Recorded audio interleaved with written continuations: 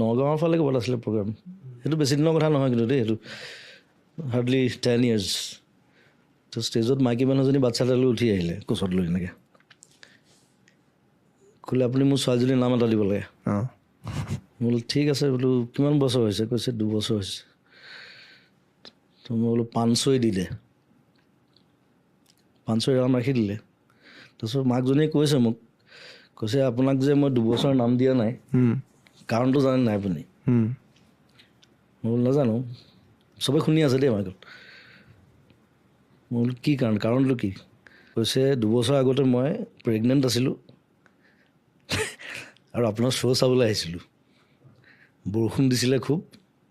আৰু মোৰ পেইন হ'ল আপুনি ওপৰত গান গাই আছে মই ষ্টেজৰ তলত বাচ্ছা জন্ম দিছোঁ চ' সেইকাৰণে মই আজিলৈকে নাম দিয়া নাই কিন্তু অদ্ভুত কথা এইটো মানে তুমি আহিছিলা কেলৈ প্ৰগ্ৰেম চাবলৈ মোক কৈছে নাই মই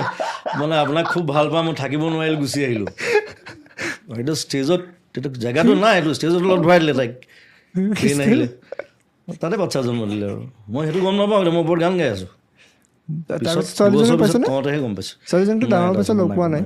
বা 500 চাই আছে যদি তাইও মনত নামটো মনত আছে 500 আপোনাৰ কিন্তু গোটেই কাহিনীবোৰ মনত আছে ন স্পষ্টকৈ মোৰ মেমৰিটো বেয়া নহয় ভালেই